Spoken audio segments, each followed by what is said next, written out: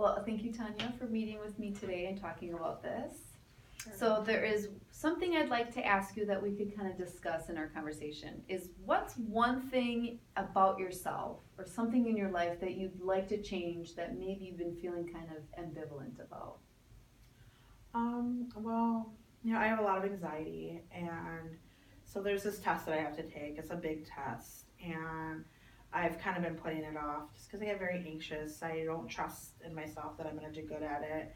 Um, and so that's something that's like always on my mind. It's been on my mind for many years, and it's like I gotta just do it.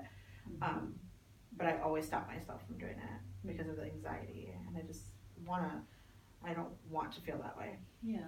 This anxiety is this obstacle for you, and it sounds like you're just not feeling confident that you could do it and do it successfully, take this exam. Yeah, And so it's easier for you to just not do it. exactly. So I just avoid and put it off. Yeah. So on a scale from 1 to 10, 1 being not confident at all, 10 being very confident, how confident are you that you feel you can manage your anxiety in regards to taking this exam? Um, Maybe like a 4 or 5. Okay, so 4 or 5. How come at like not like a 2 or 3?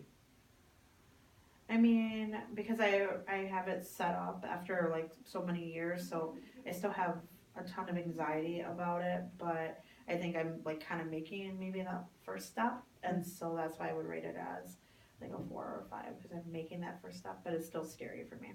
Yeah. Yet you've also mentioned that you've actually made the appointment, that you have to take this exam. Yeah. And before you've been putting it off.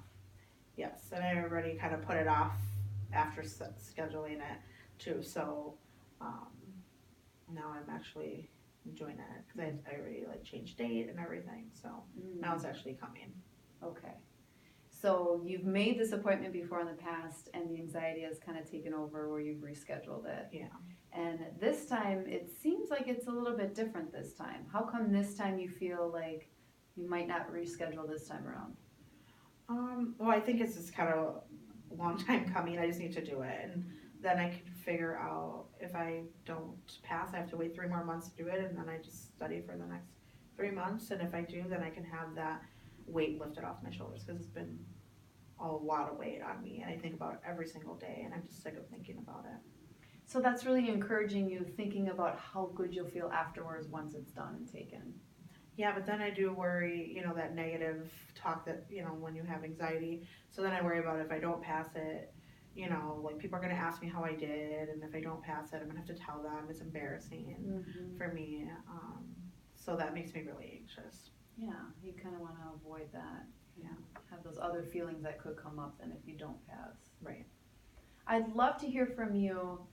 When was a time in the past that you were feeling anxious about something and you actually did it and it turned out well? Uh, I would say maybe like 4 or 5 years ago, um, I had to do a recording for work. And I did not want to do it. I was trying to find every way that I can get out of doing this recording. And and then I played my recording, and because of the way sometimes I carried myself, like not confident and very anxious, um, I think other people don't always believe in me. And so when I played the recording, it actually ended up being one of the best recordings. And like my supervisor and our national consultant, they were very like shocked about it because just of the way I carried myself.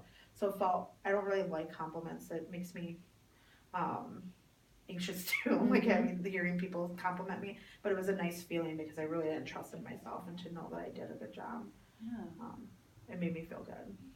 So in that experience, it really built up your self-confidence and it almost not only changed the way you saw yourself, but maybe how other people saw you. Yeah. And you liked that feeling. Yeah, I did. Yeah. And that must have been really brave for you to do something that seemed really daunting at first, yet you were really successful at it. Yeah. Um, how do you think you could relate that to what you're dealing with now?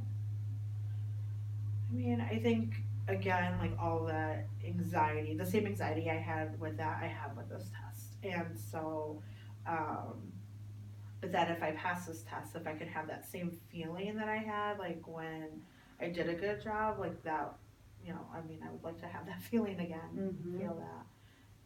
So And for you to just be create proud. opportunities to create those moments that you can have that feeling again. Right. And you just mentioned too, you feel really proud of yourself. Yeah. So to end our conversation, how do you think you could move? You originally said you were like a four or five. What would have to happen to get you to like a 7 to feel more confident? Well, considering this test is coming up in like a few days, um, I think for me, just like practicing and just really seeing how I do, and if I do well, then I think my confidence might go up a little bit. Mhm.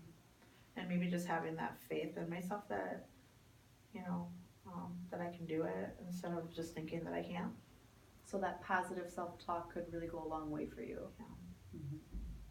So to summarize, it sounds like you are still feeling kind of anxious about this test coming up. You've rescheduled it over the past couple years, yet this time around you seem more confident to just get it done. And you've even mentioned times in the past where you were feeling anxious and you were successful about it, and that you felt proud about yourself and you liked the way it made you see yourself and how others saw you. And it seems like you're ready to finish this exam and remind yourself that you can be successful. Yeah. Okay. Well, thank you, Tanya. Thank you. Mhm.